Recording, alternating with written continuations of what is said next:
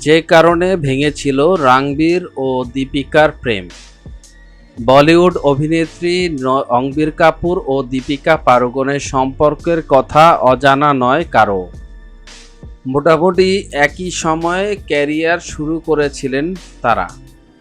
বাচনা এ Haseeno cinema দিয়ে ২০০৮ সালে একই সঙ্গে জুটি বেঁধেছিলেন বলিউডের এই হিট জুটি।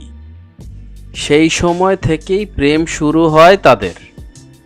নানা পার্টি থেকে ইন্ডাস্ট্রির একাধিক অনুষ্ঠান, বিভিন্ন মুহূর্ত ধরা পড়েছে ক্যামেরায়।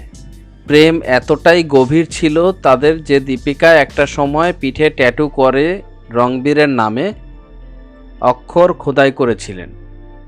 তবে দুঃখের বিষয় এই সম্পর্ক টেকেনি তাদের। দীপিকা রণবীরের প্রেম নিয়ে কী বলেছিলেন নিতু কাপুর? একটি অনুষ্ঠানে রণবীর কাপুর ও দীপিকা পাড়ুকোনের ব্রেকআপ নিয়ে কথা বলেন নিতু। রণবীর নাকি ঠকিয়েছেন দীপিকাকে। একটা সময় এমন অভিযোগও উঠেছিল তার বিরুদ্ধে। যদিও ছেলেকে নিয়ে এমন মন্তব্য একেবারেই মেনে নিতে নারাজ নিতু। একই সঙ্গে নিতু আরও জানান, তিনি কোনোভাবেই দীপিকাকে খারাপ বলতে চান না। কখনো তার মনেও হয়নি মেয়েটি কোনো দিক থেকে খারাপ।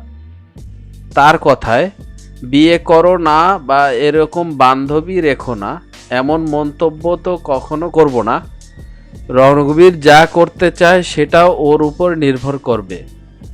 তবে আমি আমার তরফে যতটুকু সম্ভব মতামত জানিয়েছি। তবে বর্তমানে দুজনই নিজেদের মতো করে তাদের জীবনে এগিয়ে গিয়েছে। দীপিকা ও রণবীর বিবাহিত।